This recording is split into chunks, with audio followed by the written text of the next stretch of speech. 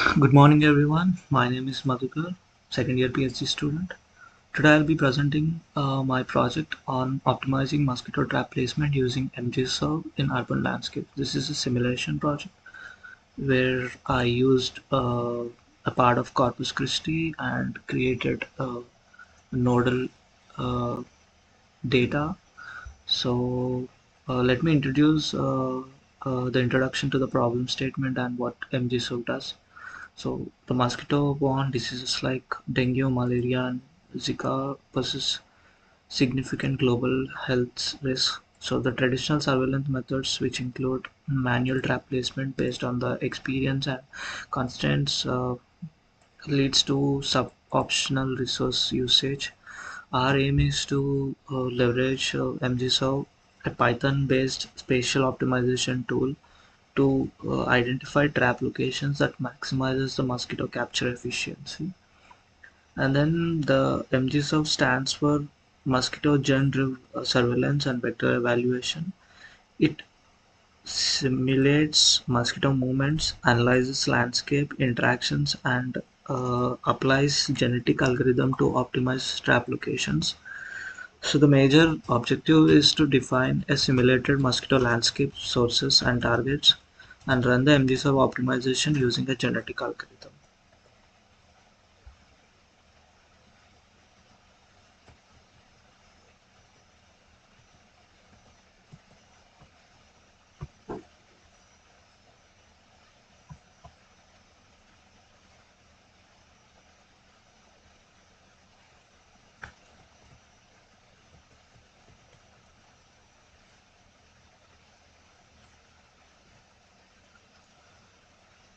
So starting with the setup of the landscape, we started with importing all the required libraries, including the mosquito gen driven uh, things, and setting up the landscape is the first step, where we loaded all the point data, including the kernels. So we began by gathering the real-world and simulated spatial data representing the mosquito occurrences, which is the blood feeding sites, humans and livestock, sugar feeding sites, plants, artificial sources, which serves as sugar feeding sites, and the breeding sites, which includes the stagnant water, the bodies, etc.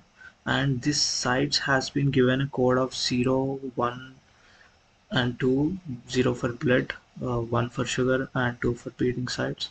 These points are then passed into ngSoft to utilize as a landscape object.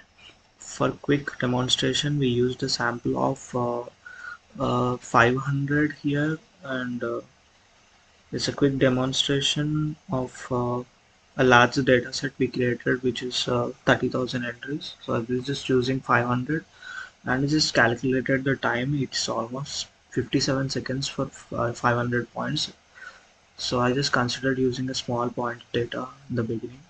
I'm going to try plotting all this mosquito landscape of these 500 points. You can see these each points are connected to each other, and in the further algorithm it shows how this works. And then let's talking about the kernel setup. So the MDServe uses the kernel functions to model the trap's effectiveness. We use the exponential decay kernel, uh, where D is the distance from the trap and A is the peak effectiveness, and C controls how quickly the influence fades. Visualizations are created to inspect the layout, where each site type is uniquely colored, and you can see this the blood feed sites with red color, the sugar with green, and the breeding sites blue. And then after running the trap optimization with uh, this genetic algorithm, we specified few parameters, uh, which includes a population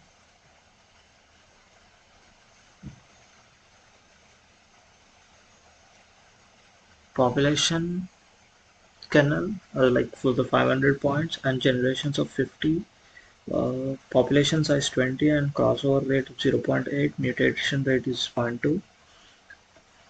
and then we optimized the results visually to see the three trap locations which have been optimized. The trap locations that shift towards area with the higher mosquito resource densities, and visualize the comparison clearly showing improved coverage and network connections. The optimization was valid by evaluating migration matrices and plotting networks. Both spatial and neural evidences supported the improved efficiency of the new trap configurations.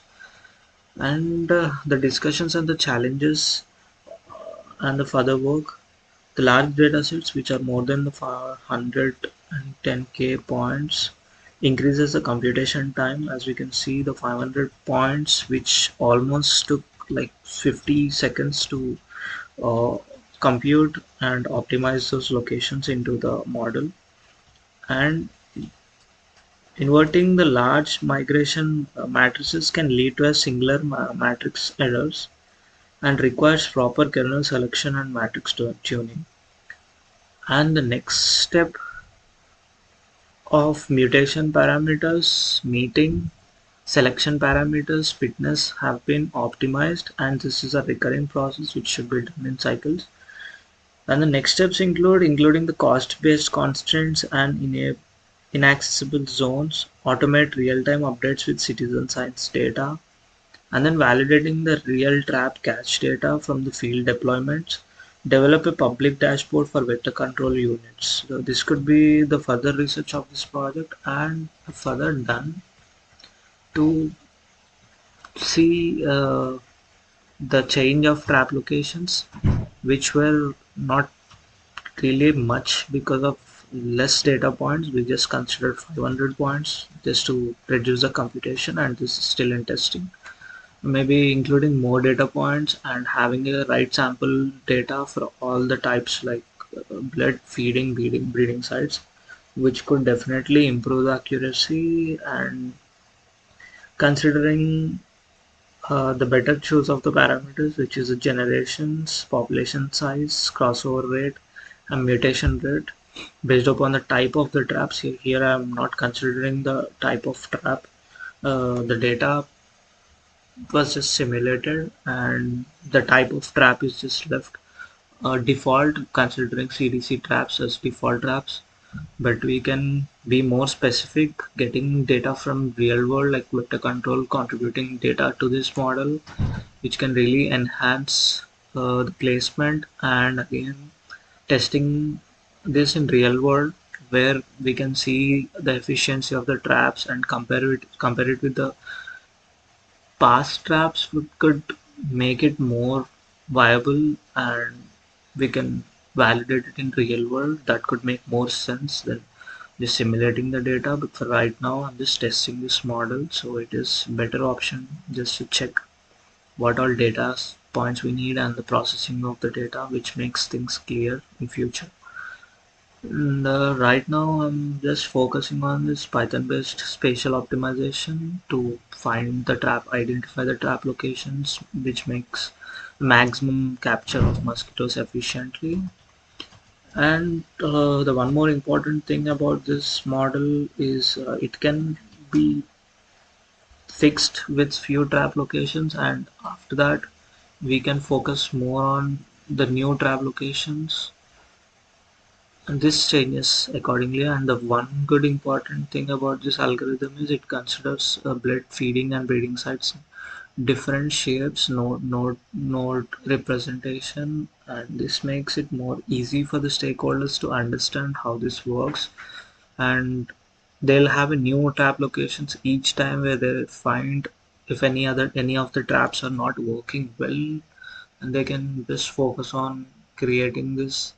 And right now I'm just focusing on the working model. So if we get more uh, data from vector control where they give us parameters based upon their knowledge of epidemiology, and that makes it more efficient to check this model's accuracy and efficiency. Yeah, this is what the project mostly talks about. And the challenges, I would say, when I was working on this, computation was one of the major challenge. When I was running the initial model with 30,000 points, it was actually freezing and stuck. So I thought, just considering very small amount of 500 points, this is a sample, and testing how much time it might take for those points.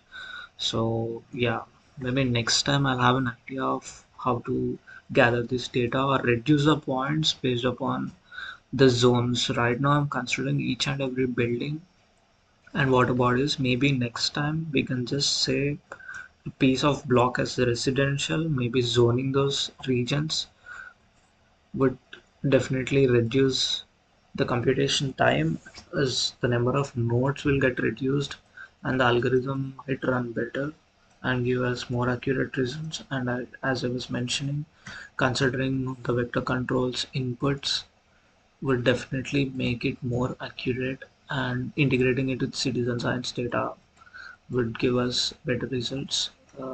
Yeah, so the one of the challenges about implementing this, the other challenge is creating the environment, as this mgserve runs in a particular environment where all this